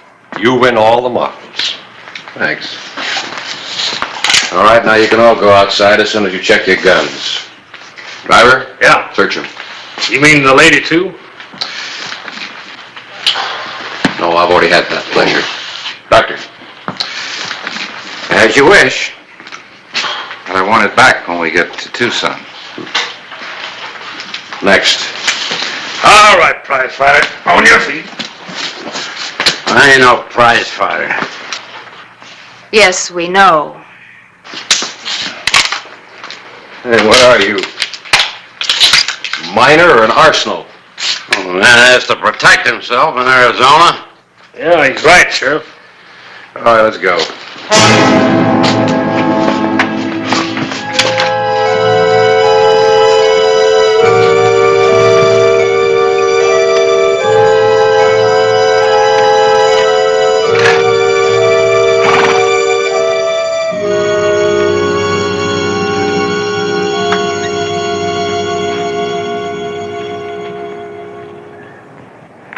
It was a nice try you made, Thanks.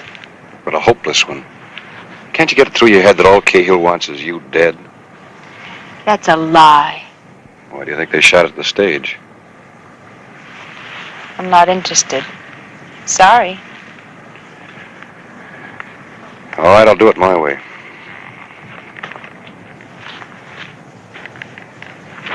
Cahill! Boone Cahill, I'm talking to you.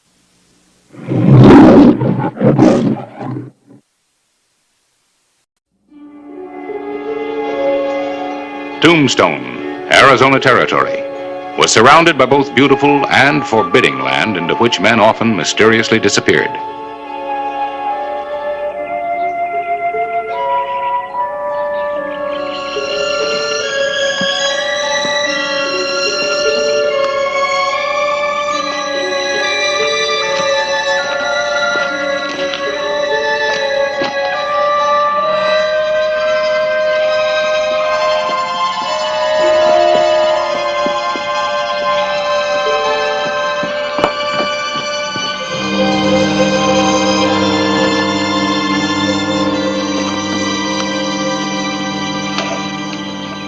Any mail, Bert?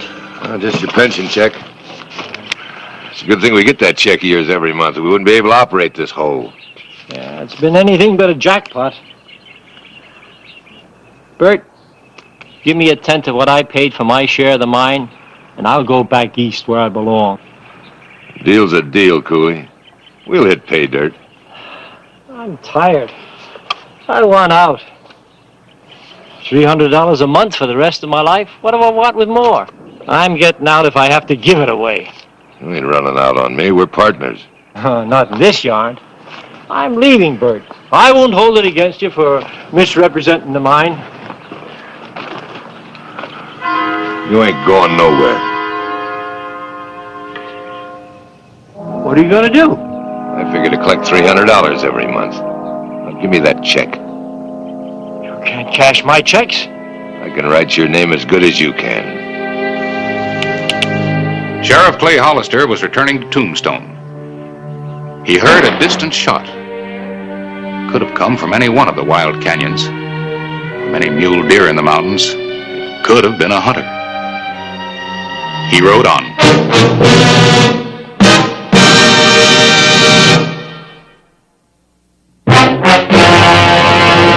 An actual account from the pages of my newspaper, the Tombstone Epitaph. This is the way it happened, in the town too tough to die. Tombstone Territory.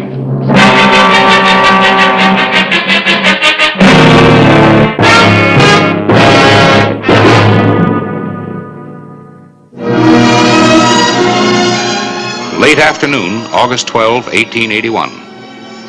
I had a pretty visitor.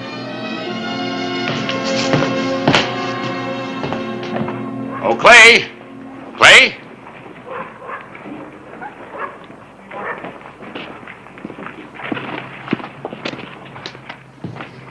Oh, Harris, what is it? Come in a minute.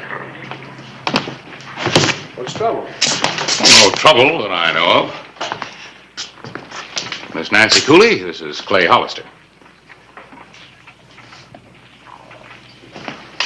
Miss Cooley. Hello, Mr. Hollister. Miss Cooley just came west from Philadelphia to locate her uncle, C.J. Cooley. Oh? He's my only living relative. He came to Tombstone for his health. How is he? Oh, well, I haven't seen him recently. He spends most of his time at the Jackpot Mine. He seldom gets into town. His partner, Bert Foster, usually gets the supplies and picks up the mail. What kind of a man is Mr. Foster? Oh, he's a gold miner, an ex-cattleman. I'm worried about my uncle. He hasn't been answering my letters recently. Well, that is kind of funny. I've heard him speak of you many times, how he'd like to do something for you if things went well. Have they? Well, sometimes old Mother Earth doesn't like to show us where she keeps her valuables hidden. Mr. Hollister, can you help me get to the mine? Well, I'd be glad to, but it's quite a distance. It's a little late to start today. I'll get a rig and pick you up tomorrow. Thank you both. I'll be at Russ' house.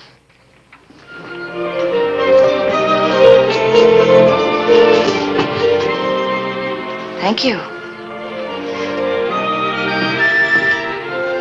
Goodbye, Miss Cooley.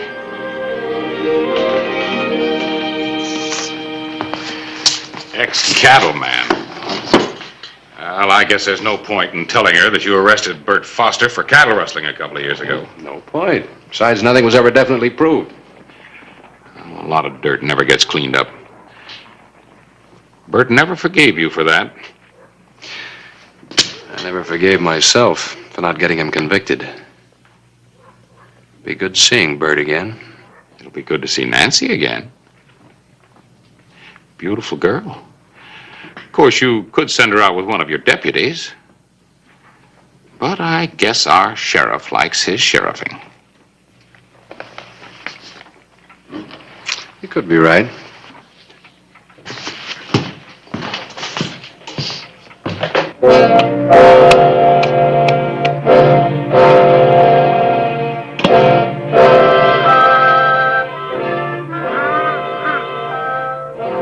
Cheated you old buzzard.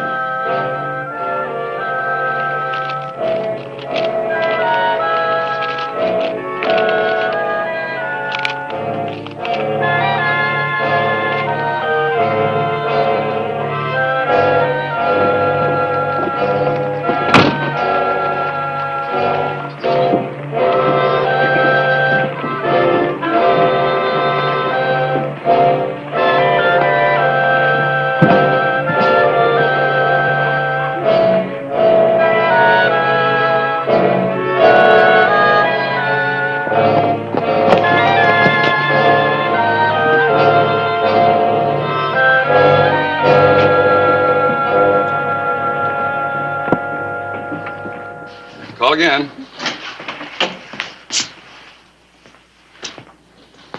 You back again so soon, Bert? Had to come in for old Cooley. Fill this. Yeah, usual sack of flour and sugar, work pants size 38, pound of jawbreakers. Cooley and his sweet tooth, eh?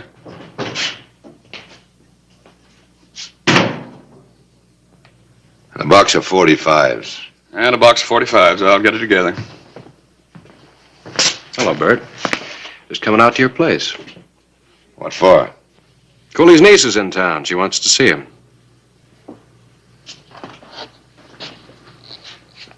Never heard of any niece. I thought I'd take her out. Well, if she wants to see old Cooley, she'll have to wait till he gets back from prospecting. Maybe a week, maybe longer. Oh? You're not working the jackpot? Well, that's none of your business, Sheriff. But it ain't unusual for old Cooley to go out looking for new diggings. Here's everything on Cooley's list, Bert. Jawbreakers and all. Jawbreakers? Cooley has them set out by the bushel. Well, Bert, what do you want me to tell the girl? She may still want me to take her out and have a look around. Don't, Sheriff. If you don't stop meddling in my affairs, you may just give me the excuse I've been looking for.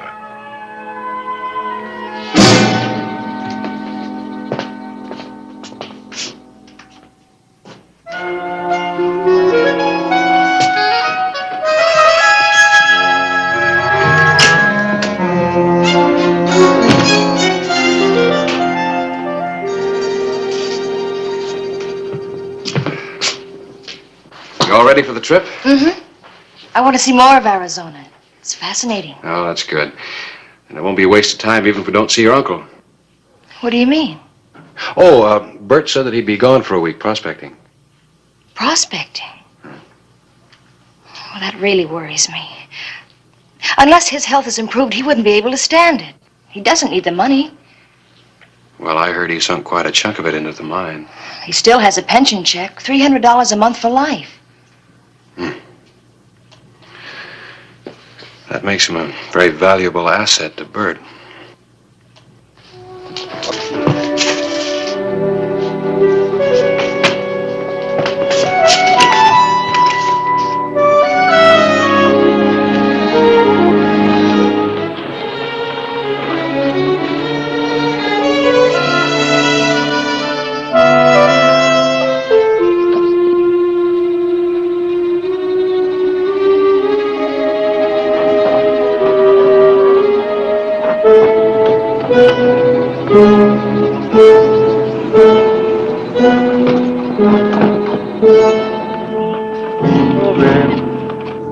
Oh, it's beautiful.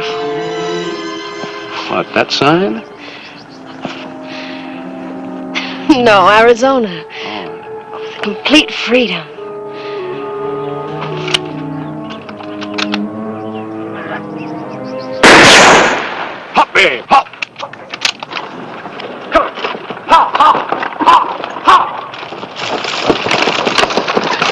Oh, babe. Could be he doesn't know who we are. You stay put.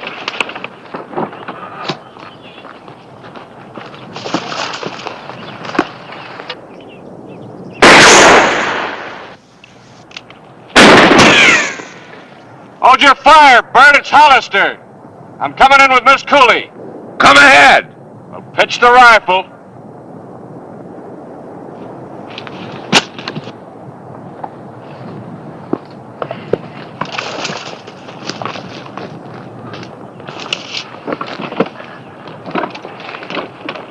What's up, babe?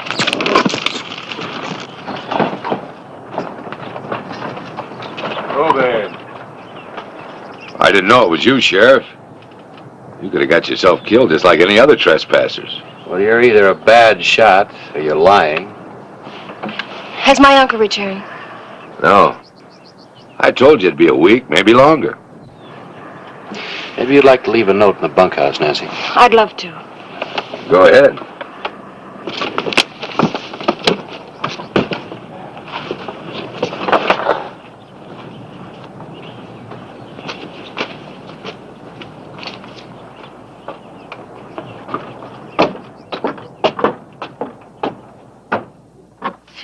Seems just like Mr. Foster says. Yeah, looks that way.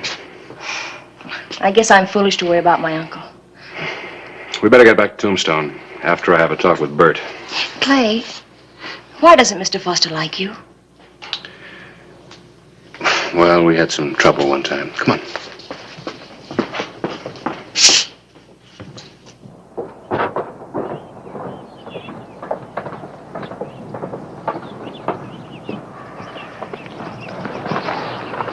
Satisfied? Yeah, I'm satisfied that Mr. Cooley isn't here now. But it seems to me that if a man were going prospecting, he'd sure let his partner know where. Where do you think he went? Well, why don't you ask him when he gets back? I ain't curious. When he does get back, tell him I'm waiting in town. Well, he doesn't go to town anymore. Trip tires him out. Oh? But he's still strong enough to go prospecting for a week. Well, that's different. When you're after gold. Yeah. Anyway, miss, when I see him, I'll tell him. Don't you mean if you see him? What are you trying to say, Sheriff? All I'm saying is that if Cooley doesn't show up soon, I'll be back to find out why.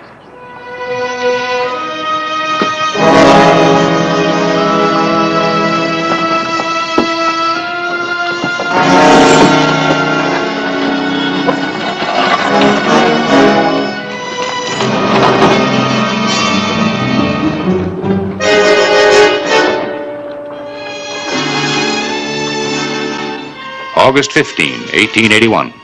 2 days passed with no sign of C.J. Cooley. Hi, Harris. Clay, I've become very interested in Nancy Cooley, too. Oh? Well, after all, I am a reporter. Yeah. Look at this. I asked her to let me see the last letter she received from her uncle. And I thought there might be some clue. Well, nothing of real importance in any of them, just this one line. I don't know whether the jackpot will pan out or not, but I'd better stay with it as I'm getting too old to look for new diggings. Yeah, I see what you mean. So you're a pretty good reporter. Yeah, I know. But Bert Foster isn't telling all he knows. Yeah, I'd already figured that out. Let's take this over to the bank.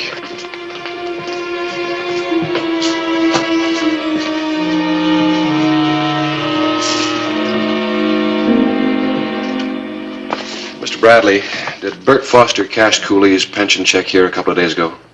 Well, he does it often. Anything wrong, Clay? Maybe. Have you still got the check? Yeah, it was going east in the mail today. Let's see. We suspect a forgery, Jim. Looked all right to me. Took for granted it was Cooley's signature. What do you think now? Does look a mite wobbly. Let's check it against his signature when he opened his account. Here someplace. Here it is. Well, now.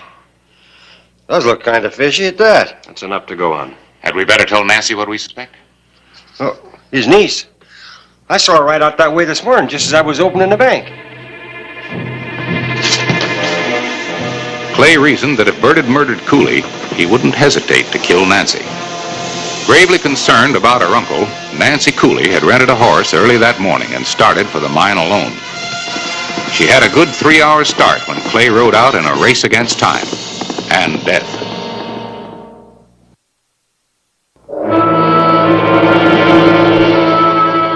Noon, August 15, 1881.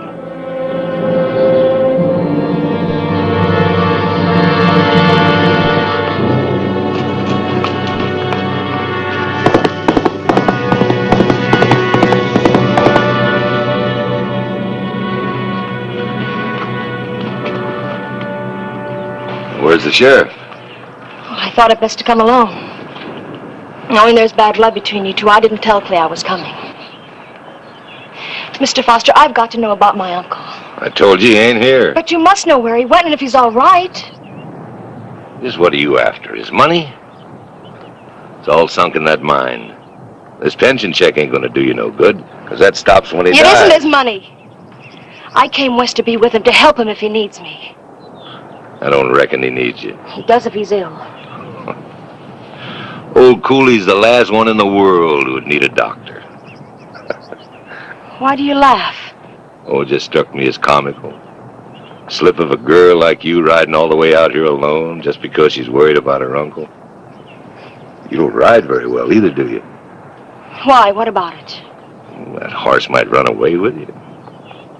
You'll get lost. Miss Cooley, how would you like me to take you to your uncle? That's why I'm here. Can't do no harm. Tell you what you do. You go in the bunkhouse and get that sack of jawbreakers while I get a canteen of water.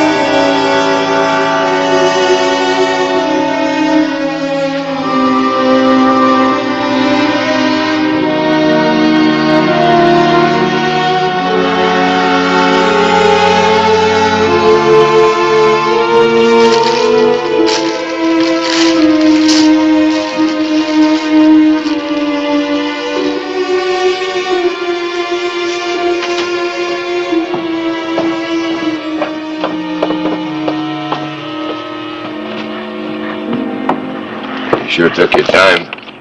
I was looking for anything else my uncle might need. I'll put those in my saddlebag. I can manage him. You'll have your hands full with the horse. I'll manage if you'll help me up.